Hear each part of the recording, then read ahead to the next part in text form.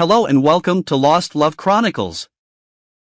Dear listeners, before we get started, drop a quick hi in the comments and let us know where you're tuning in from. Also, if you have any suggestions for us to make the channel better, please let us know. Now let's start with the story. My ex cheated with a man her mom set her up with and got pregnant. Now she's begging me to be the dad. But my final words left her family in shock. Back in 2015, I met Cameron in college. She was smart, funny, and we clicked immediately. Everything just felt natural with her, like we were meant to be. By 2019, we were pretty serious. I truly thought I had found the person I was going to spend the rest of my life with. So I did what any man in love would do. I worked my butt off. My job at the factory wasn't glamorous, but it paid the bills. I picked up extra shifts, took overtime whenever I could, and saved every penny I could manage. All because I wanted to buy her a ring. Not just any ring, the ring. Something that would show her how much she meant to me. The plan was to propose on Christmas at her parents' house.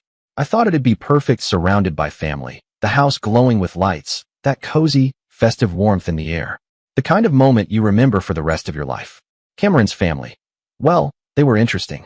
Her dad, Mason, was chill, quiet, respectful, just a decent guy all around. Her sister Sabrina was super sweet, always had something kind to say, always supportive. But Jessica, her mom? Yeah, Jessica hated me. I never really understood why. No matter how hard I tried, it was never good enough for her. I'd show up with flowers, she'd roll her eyes. Offer to help clean up after dinner, and she'd say, "That's the least you could do." She'd make snide comments when Cameron wasn't looking like how she deserved someone with more ambition or better prospects. Cameron would just brush it off with, "That's just how my mom is." But I didn't buy it. I knew when someone didn't like me, and Jessica, she made no effort to hide it. Still, I kept trying. I loved Cameron. I figured if I kept showing I was serious, Jessica would eventually come around.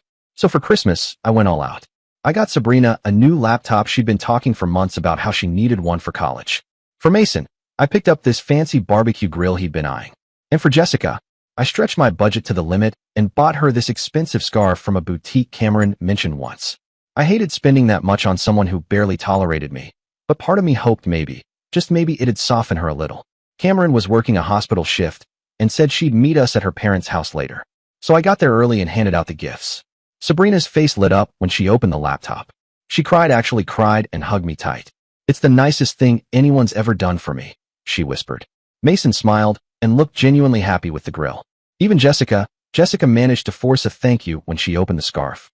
For a moment, just a moment, I thought maybe things were finally turning around. Then I noticed Sabrina acting strange. Real twitchy. Her eyes kept flicking between me and Mason, like she was working something out in her head. Then she looked down at the floor, took a deep breath, and said, "Can I talk to you for a second?" Yeah, sure," I said, confused. She led me to her room. Mason followed behind, looking just as puzzled as I felt. Sabrina sat on the edge of her bed, hands shaking. Her eyes were already welling up. She looked at me, then at her dad, then back at me. "I'm so sorry," she said, her voice low. "I didn't want to ruin this, but I can't keep it in anymore." I had no idea what Sabrina was talking about until she reached into her nightstand and handed me something. A pregnancy test. I just stared at it, completely frozen. My mind blanked out like someone had pulled the plug, and everything just stopped working. I couldn't think, couldn't move. My brain felt like it short-circuited. "It's Cameron," Sabrina said quietly, her voice trembling. "I found it last month." And then she dropped the bomb. "She's been cheating on you," she said. "Since early this year." My lips parted, but no words came. I just stood there, numb, gripping the pregnancy test like it was some kind of weapon. Sabrina kept going, tears in her eyes. "It's with a guy Jessica introduced her to. Mom's been pushing her to date him behind your back for months. Cameron begged me not to tell you. She said she was figuring things out." I didn't know what to do, but I couldn't keep it to myself anymore. "You didn't deserve this." I couldn't even respond. My chest felt tight, my hands shook, and my vision blurred like someone had hit me with a bat. My mouth was dry. My heart was thudding in my ears. Mason, who had been silent this whole time, stepped closer and gently put a hand on my shoulder. "Justin, I'm sorry," he said quietly. "I understand if you need to leave." That snapped me out of the haze. I gave a slight nod, forcing myself to speak. "Thanks, Sabrina, for telling me. I appreciate it." She nodded back, lips quivering, barely able to look at me. I turned to Mason and shook his hand. He gave me a look I couldn't quite read, maybe sympathy, maybe guilt, but didn't say anything more. Then I walked out of the room. As I passed through the hallway, I glanced into the living room. There was Jessica sitting on the couch, legs crossed, swirling a glass of wine like it was just another holiday evening. No remorse. No emotion. Just this smug, calm look on her face like she'd won. I didn't say a word to her. I didn't trust myself to. I knew if I opened my mouth, I might say something I wouldn't be able to take back, or worse, do something I'd regret. The drive home was a blur. I don't even remember how I got back to my apartment. My body was on autopilot, but my mind was spiraling rage, heartbreak, disbelief, all crashing into each other like a storm I couldn't escape. As soon as I walked in, I called my family. I needed anyone to remind me I wasn't losing my mind. I told them everything. My mom was furious. "You're better off without her," she snapped. My sisters? Oh, they were ready to fight. Literally. "Say the word," one of them said. "We'll go over there right now." But I told them to let it go. I don't want revenge. I just want to move on. That night, around 11 p.m., my phone started blowing up. "Cameron." Text after text. "Please. I need to explain. I can explain everything. Just give me 5 minutes, please." I didn't reply. I stared at the screen until the battery died. She called 2 over and over. I ignored every single one. The next morning, I changed my number, deleted my social media, started erasing every trace of her from my life. Photos, texts, old gifts gone. It hurt like hell, but I knew one thing for sure. I deserved better. After Christmas, it felt like I'd shifted into survival mode. Cutting Cameron off wasn't just about avoiding her calls or texts. It was about protecting myself from her, from the lies, from the version of my life I thought was real but never existed. I wasn't just heartbroken. I was humiliated. I was angry. And I was stuck, replaying every conversation, every hug, every "I love you," trying to figure out how I missed the signs. She didn't stop. She called from blocked numbers. She sent emails. She even tried contacting my family. Every message was the same. "It's not what it looks like. It's a huge misunderstanding." Everything. But what was there to misunderstand? She cheated, got pregnant, lied about it. End of story. In those first few weeks after everything blew up, I spent a lot of time with my family. Honestly, I don't know how I would have gotten through it without them. My mom, being the nurturing force she's always been, made it her mission to make sure I was eating, sleeping, functioning. She'd check in constantly, dropping off food, bringing over tea, sometimes just sitting with me while I stared into space. "You don't have to talk," she'd say gently. "Just rest. I'm here." My sisters, on the other hand, were much more direct. "Dude," one of them said, "she's trash. Don't waste another second thinking about her. She cheated and lied. You didn't do anything wrong," another added. "She's the one who screwed everything up." They were blunt, but I needed blunt. I needed to hear that I wasn't crazy, that I wasn't the problem, that everything I was feeling was valid. To keep my mind from spiraling, I dove into work. I picked up extra shifts at the factory, anything to stay busy. The silence of being alone at home was unbearable, so I filled every hour I could. Part of it was distraction, sure, but part of it was also necessity. I drained a lot of my savings buying that ring. That money was gone, and so was the future I thought I was building with Cameron. It hurt, more than I could explain, but I wasn't going to let it break me. I started refocusing on myself, on who I was before everything revolved around her. I joined a local basketball league with some guys from work. Nothing serious, just pickup games, but it helped. It reminded me that I was still allowed to have fun. I reconnected with old friends I'd drifted away from during my relationship. We went out for beers, talked about stupid stuff, laughed. It felt good to just be again. And for some reason, I even tried learning to cook. Spoiler alert, I'm still terrible at it. Burned my fair share of dinners. But there was something kind of calming about it, even when I messed it up. Slowly, I felt myself starting to heal. Then, around mid-2020, I got a text that caught me completely off guard. It was from a mutual friend I hadn't heard from in a while. All it said was, "Hey, did you hear about Cameron?" I stared at the message for a while, debating whether to even respond. I'd done a good job cutting her out of my life. I didn't need to open old wounds. But curiosity, yeah, it got the better of me. I replied, "No? What happened?"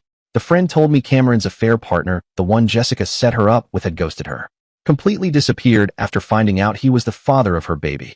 Wanted nothing to do with her or the kid. Now, Cameron was a single mom, trying to figure things out alone. My reaction? Honestly, not much. Maybe a flicker of satisfaction, like that's what you get. But mostly, I just felt indifferent. Her drama, her choices, they weren't my burden anymore. I felt relieved. I wasn't angry. I wasn't bitter. I was just free. A couple months later, she somehow got a hold of my new number. No idea how. I didn't even recognize the number when it rang. But something made me answer. "Hello," I said cautiously. "Justin, it's me. Please don't hang up," she blurted out. I didn't say anything. I wanted to talk. She went on, her voice shaky. "I know I messed up. I made a mistake. I was confused and scared, and..." I let her ramble for a bit. I could hear the desperation in her voice, the regret, maybe even guilt. But it didn't matter anymore. After a minute or two, I finally cut her off. Cameron, I said, my voice low, steady. I don't care anymore. Whatever you have to say, it won't change anything. We're done. That's when she switched tactics.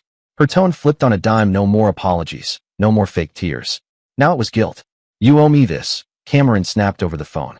After everything we went through, you're just going to ignore me? That's not fair. I gripped the phone tighter, jaw clenched. I couldn't believe what I was hearing. She really thought I owed her anything? I kept my voice calm. Cold. I don't owe you a damn thing, I said. You made your choices. Now live with them. Before she could say another word, I hung up. It felt good. Not long after that, Jessica decided to get involved. She sent me a string of texts, paragraphs long, laced with her usual venom. Accusations. Manipulation. Insults. You're a coward. You're running away from your responsibilities. I stared at the screen, stunned. Responsibilities? Was she serious? I wasn't the one who cheated. I wasn't the one who got pregnant with someone else's kid. I wasn't the one lying and covering it up while pretending to be in love. The sheer audacity was unreal. I didn't reply. I blocked her number, too. For a while, it felt like they were everywhere trying to claw their way back into my life. Reaching out through friends, mutual contacts, even burner numbers. But every time they did, it just reminded me I was doing the right thing. Every call, every message, every plea just cemented my decision. I didn't want their explanations. I didn't want closure. I just wanted distance. And eventually, it happened. The calls stopped. The texts stopped. My days got quieter, lighter. I could breathe again. For the first time in months, I felt like I had control over my life. Like I wasn't drowning anymore.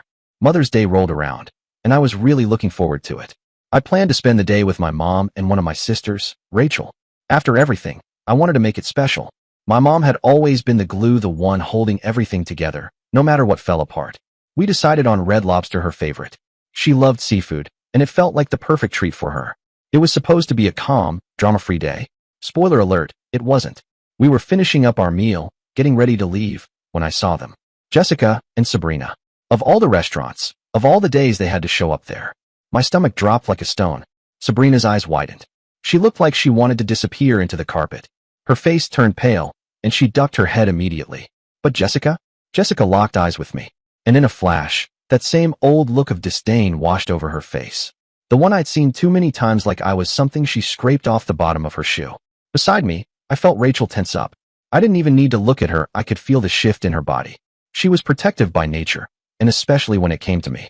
I could already tell she was ready to go off. Then Jessica's expression changed. Her eyes shifted from me to Rachel. Her brows pulled together slightly, lips parting in confusion. And for the first time, she didn't look smug. She looked thrown, confused, like she was piecing something together. It hit me then, hard and absurd all at once. Jessica was staring at Rachel like she'd just uncovered a secret. And that's when I realized she must have finally figured it out. Rachel was my sister. The same other woman Jessica had once accused me of cheating with. The audacity of it all nearly made me laugh out loud. After everything, after her daughter's lies, betrayal, and that whole mess, Jessica had the nerve to think I was the cheater. That my own sister was some kind of mistress. Rachel leaned in close, muttering under her breath, "You want me to handle her?" I shook my head. The last thing I wanted was a scene in the middle of a restaurant. Nah, not worth it. My mom, who'd been silent but watching with hawk eyes, gave Jessica a look that could have frozen hell. She reached over and gently nudged me. "Let's just go," she said quietly. But then, just as we started to turn away, Sabrina stepped forward. "Please, can we talk? Just for a minute," she asked, her voice shaky. "Alone." Before I could even process, Rachel fired back without hesitation. "Oh, really? Why would he want to talk to you?" Her words sliced through the air. Sabrina flinched, but didn't back down. She looked genuinely upset, her eyes glossy, her shoulders tense. Then my mom stepped in again, softly but firmly. "Maybe it's worth hearing what she has to say, without her mother around." I hesitated. Not because I thought I'd hear something that would change anything, but because I was curious. There were still questions buried under all the hurt. I nodded. "All right, just a minute." Sabrina led me off to a quiet corner, far enough that Jessica's bitter energy couldn't reach us. The second we were out of earshot, she turned to me and said, "I'm sorry. For everything. For how it all went down." I looked at her. I could see the regret in her face, clear and raw. But I kept my mouth shut and let her talk. "I miss having you around," she said, her voice tight. "You were like a brother to me. I didn't want things to go this way." I didn't know what to say to that. I just gave her a small nod and stayed quiet. She took a breath. "Cameron's been miserable since you left. Crying all the time. saying she regrets everything. Says she wishes she could take it all back. I kept my tone even. I'm sorry she's struggling, I said. But that's not my problem anymore. She made her choices. Sabrina nodded slowly, biting her lip like she didn't want to say what came next. Then she did, and it hit me in the gut. She destroyed the laptop you gave me, she said quietly. Right after you left. She was mad at me for telling you the truth. That stung. I'd gotten that laptop for her out of genuine care. I'd saved up for it. It was never about impressing anyone, just doing something kind. And Cameron had ruined it out of sheer spite. I exhaled hard, biting down on the anger bubbling up. Before I walked away, there was one thing that had been gnawing at me, bothering me since Christmas. I looked at Sabrina, genuinely confused. Why does your mom hate me so much? What did I ever do to her? She hesitated, clearly uncomfortable, then finally said it. She thought you were cheating. I blinked. What? She saw you with another woman, she said quietly. Rachel. She didn't know you were siblings. My jaw dropped. I stood there, stunned, letting her words settle in. All of this, everything, the betrayal, the cheating, the pregnancy, the heartbreak, it had started because Jessica made an assumption. Because she jumped to a ridiculous conclusion and convinced Cameron I was unfaithful. No proof. No conversation. Just spite and suspicion. I let out a hollow laugh. It wasn't funny, not really, but it was so stupid, so unnecessary, that I couldn't help it. Wow. I muttered, shaking my head. It ruined everything. Over a misunderstanding. Thanks for telling me, I said. I looked at her for a moment and added, hey, the laptop's warranty is still good. You can probably get it fixed. Her face lit up. For a second, I saw the same kind, shy girl I used to joke around with, the one who always had my back. We shared a quick, sincere hug, no drama, no baggage, and I turned to leave, heading back to my mom and Rachel. When I told them what Sabrina had said, Rachel immediately rolled her eyes. So Jessica's not just a jerk, she's also an idiot.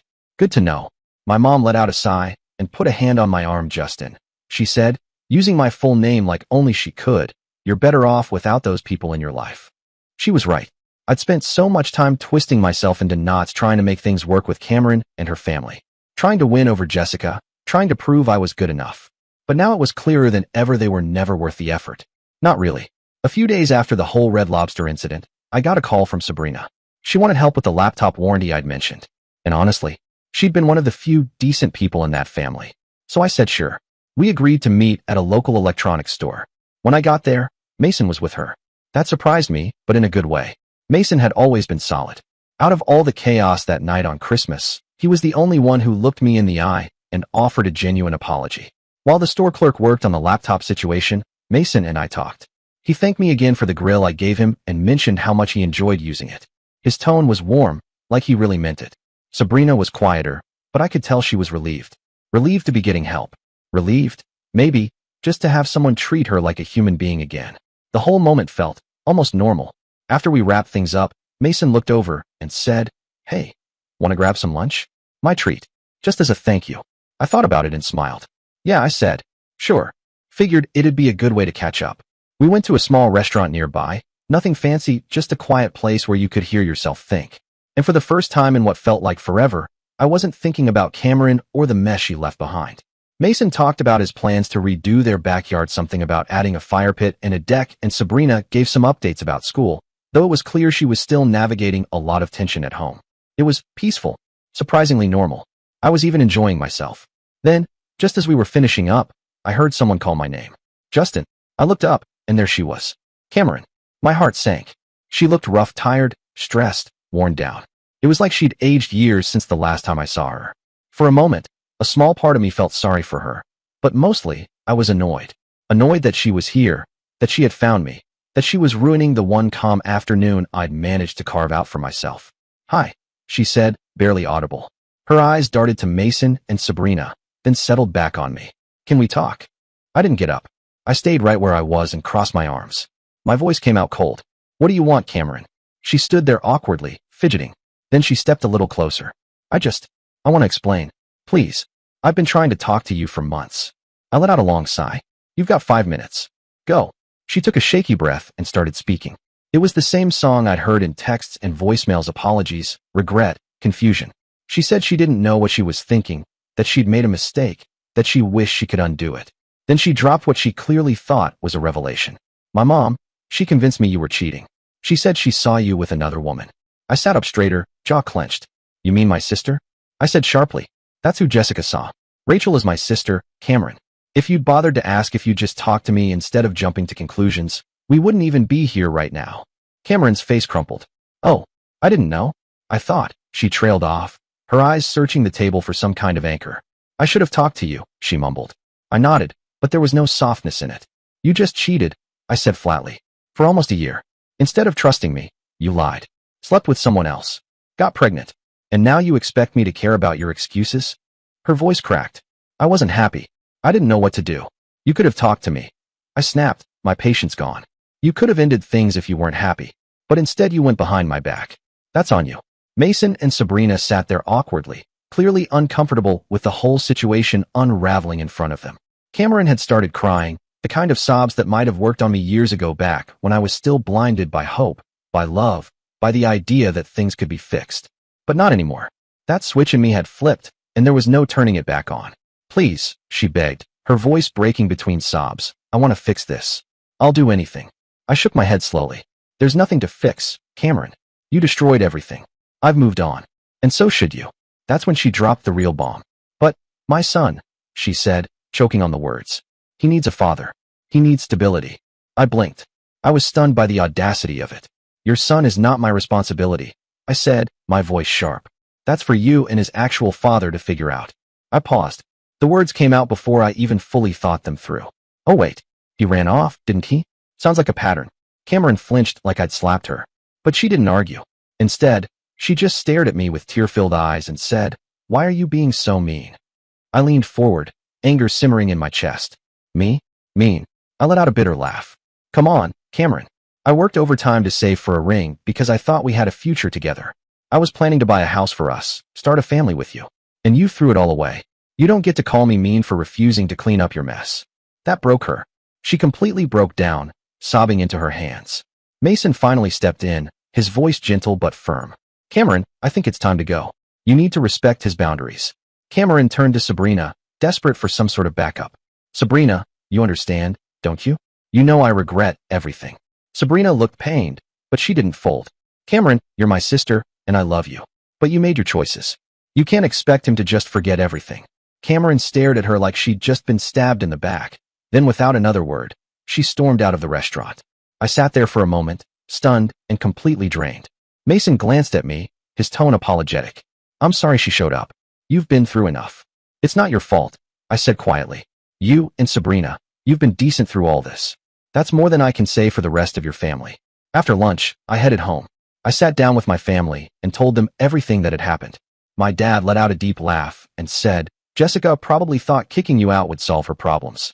Look how well that worked out for them. My mom just hugged me tightly and said, Son, I'm proud of you for standing your ground. You deserve better. And she was right. In that moment, it really hit me Cameron's apologies didn't matter. I didn't need closure from her. I'd already given that to myself the day I walked away. After that confrontation with Cameron, I thought I'd feel something. Relief. Satisfaction. Maybe even a sense of finality. But honestly, it just felt empty. Closure wasn't what I expected. It wasn't neat. It didn't magically make everything better. Instead, it just reminded me of how much damage had been done. And how pointless it all was. A couple of days later, Sabrina sent me a text that caught me off guard. I really miss having you around. You were like the brother I never had. That hit me harder than I expected. For a moment, I just stared at the message, letting it sit with me. All the noise of the past months, the betrayal, the lies, the shouting matches faded into the background, and I was just left with that one simple truth. I had meant something to someone in that mess of a family. I replied, I appreciate you saying that. You've always been honest with me. You don't owe me an apology for Cameron's choices. If anything, you were the only one who acted with integrity. And I meant it. Hearing from Sabrina made me think back to everything I'd lost, not just Cameron, but the pieces of her world I'd started to care about. Mason had always treated me with respect. And Sabrina, she genuinely looked up to me. I didn't realize how much I missed that kind of connection, missed having people like them in my life, until that lunch. But the reality was, staying close to them meant keeping that door open. And I knew Cameron knew how she operated. If I let any part of her world back into mine, she'd find a way to worm her way in too. I couldn't afford that risk. Not anymore. About a week later, a mutual acquaintance reached out. Said they'd heard from Cameron apparently. She was still trying to contact some of my old friends, hoping they'd convince me to talk to her. She was struggling, they said. Being a single mom wasn't easy. She was juggling work, raising her son alone. The guy she cheated on me with? Ghosted her completely. I didn't feel vindicated hearing that. If anything, it just cemented how right I'd been to walk away. Her life, her mess, was her responsibility now. I wanted no part of it. And then there was Jessica. I'd expected her to keep throwing jabs from the sidelines, expected nasty texts or another ambush. But she went silent. Completely. Maybe the Red Lobster confrontation had knocked the wind out of her. Maybe she finally realized how much damage her lies had caused. Either way, I was grateful. Grateful to finally be free of her meddling, her poison. Still, there was one thing Cameron said during that final confrontation that lingered. She claimed she only cheated because Jessica convinced her I was unfaithful. At first, I'd laughed it off, brushed it away like every other excuse she'd thrown my way. But the more I thought about it, the angrier I got. Jessica had been meddling in our relationship from the start, always whispering doubts into Cameron's ear, planting suspicion like weeds. She'd encouraged her to look elsewhere, to do better. But Cameron wasn't some helpless victim. She made her decisions. She chose to cheat. She chose to lie. And she chose to try and cover it all up once the truth came out. In the end, it didn't really matter who was more to blame. Jessica and Cameron were both toxic in their own ways, and I was better off without either of them. That night, I sat down with my family and laid it all out, the accusations, the cheating, the confrontation at the restaurant, all of it. My dad let out a short chuckle. Jessica was looking for any excuse to get rid of you, he said, shaking his head. That woman was always full of it. Rachel leaned back in her seat, arms crossed, smirking. And yet you're the one who came out ahead, she said. Cameron's stuck raising a kid alone. Jessica's probably tearing her hair out trying to fix things. And meanwhile, you've got a clean slate. That's a win. My mom, always the steady one, reached over and hugged me tight. Justin, she said gently, I'm proud of you for standing your ground. You didn't let them manipulate you. That takes strength. It felt like closure. I'd finally moved on. I was focusing on myself again, on healing and rebuilding. The noise was gone. Peace, finally. But of course, Jessica wasn't going to let things end quietly. A few weeks after the whole scene with Cameron, my phone rang. Unknown number. I almost let it go to voicemail, but against my better judgment, I answered. Justin, it's Jessica. Her voice was sharp, brittle with that same condescension she always carried. I nearly hung up then and there, but curiosity got the better of me. What could she possibly want now? What do you want, Jessica? I asked, already annoyed. She didn't waste a second. I need to talk, she snapped, like she was the one doing me a favor by calling. It's about Cameron and the baby. I sighed, already regretting answering the call. There's nothing to talk about, Jessica. I've made my position clear. Goodbye. Wait. She barked, her voice sharp and commanding, just as I moved to hang up. I'm not asking you to get back with Cameron, she snapped, trying to regain control. I just think you should take responsibility for your part in this mess. That stopped me cold. My part. I blinked, stunned by the audacity. Oh, my part. I said, incredulous. And what part is that, Jessica? I wasn't the one who cheated. I wasn't the one who lied. So please, enlighten me. She let out a loud, exasperated sigh, like I was the one being unreasonable. Cameron is struggling, she said. She's a single mother now because of a misunderstanding that could have been avoided if you'd just explained things to me from the start. I almost laughed right there. I could feel my blood boiling, the fury rising in my chest. Are you seriously blaming me for Cameron's affair? I snapped. You were the one who introduced her to the guy. You were the one who convinced her I was cheating. Don't put this on me, Jessica. But she didn't even acknowledge my words. The baby needs a father, Justin, she said, as if that was the trump card. You were practically part of the family for years. It's time you stepped up and helped. If not for Cameron, then for the child. I was stunned into silence. My mouth opened, but for a moment, no words came out. When I finally found my voice, it came out cold and firm. Let me make this crystal clear, Jessica, I said slowly. That baby is not mine. I owe you, Cameron, and her kid absolutely nothing. And if you call me again, I'll block you just like I did before. There was a pause, and then her voice dropped, dripping with venom. Selfish boy, she hissed. You think you'll ever find someone better than Cameron? She made a mistake, but she's still the best you'll ever do. You're throwing away a good woman over something so trivial. That did it. I let out a deep, guttural laugh, genuine and bitter. Trivial, I repeated, still laughing. Cheating on me for almost a year, lying about a pregnancy, and trying to manipulate me into staying that's trivial to you? No wonder your family is such a mess. I didn't wait for a response. I ended the call and immediately blocked her number. I thought that would be the end of it. I'd blocked her number, made my boundaries clear, and walked away. But Jessica wasn't done. The next day, I got a call from Mason. I was just settling into my break when my phone buzzed. Seeing his name pop up, I expected something casual, maybe a follow-up about the laptop or some grilling tips. But the second I picked up, I knew something was off. "Justin, I need to apologize in advance," he said, his voice strained and tired, which was unusual for him. "What's going on?" I asked, sitting up straighter. "It's Jessica," he said. "She's been out of control. She's planning to show up at your workplace." "What?" I shot back, completely caught off guard. "Why the hell would she do that?" "She's saying you need to face her and take responsibility," he explained. "I've tried talking her out of it, but you know how she is once she gets something in her head." I groaned and rubbed my temples, already dreading the headache this was going to cause. "Thanks for the warning, Mason," I muttered. "I'll deal with it if she does show up." "Appreciate the heads up." Sure enough, that afternoon, just after lunch, Jessica stormed into the office like a hurricane in heels. I was in the back handling some files when I heard the commotion. Her voice, shrill and full of entitlement, cut through the office like a siren. "I need to speak to Justin," she announced, loud enough for everyone to hear. "It's a private family matter." My manager, Jenna, intercepted her at the front desk. She didn't raise her voice, but I could hear the edge in it. A few moments later, Jenna found me in the back. "Hey, there's a woman out front says her name is Jessica. Do you know her?" I let out a long sigh. "Unfortunately, yes," I said, standing up. "I'll handle it." I stepped into the front lobby, and there she was, arms crossed, jaw clenched, eyes scanning the office like she owned the place. As soon as she saw me, she launched into her tirade.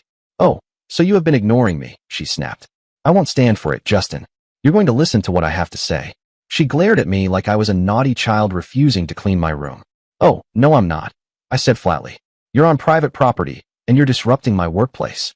Leave now, or I'll have security escort you out." That only seemed to make her angrier. "You can't just ignore your responsibilities, Justin," she practically screeched. "I'll tell everyone here what kind of man you really are." I didn't flinch. I crossed my arms and looked her dead in the eye. "Go ahead," I said. "Tell them how your daughter cheated on me, lied about her pregnancy, and tried to manipulate me. See how much sympathy you get," I said, still staring at her with disgust.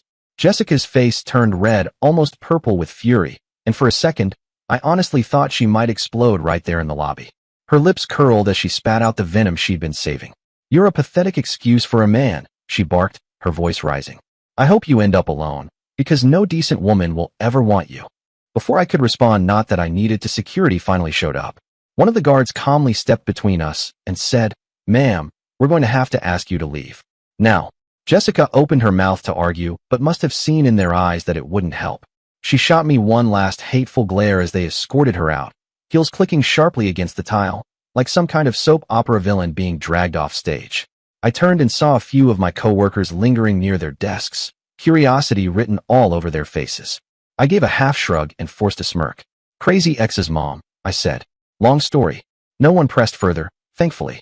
They probably figured that was enough information and knew better than to dig. Later that night, my phone buzzed. It was a text from Sabrina. "I'm so sorry about what happened today. Mom's behavior was inexcusable." She followed that up almost immediately. "Mason was furious with her for embarrassing the family like that. He's out of control. He's even talking about filing for divorce." I stared at the screen for a moment, just taking it in. It wasn't surprising. Honestly, Jessica had always been a hurricane, and everyone around her just had to weather the storm. I typed back, "Don't apologize, Sabrina. None of this is your fault. And I don't blame Mason one bit. She's pushed too far, and he deserves peace too." The whole situation left me completely drained mentally, emotionally, even physically. But despite the chaos and the scene she caused, there was one thing I was more certain of than ever. I made the right decision by cutting Cameron and her family out of my life. They were toxic, entitled, and utterly incapable of taking responsibility for their actions. And I wasn't about to let them drag me down with. Dear listeners, please share your thoughts in the comments section below, and don't forget to like, share, and subscribe.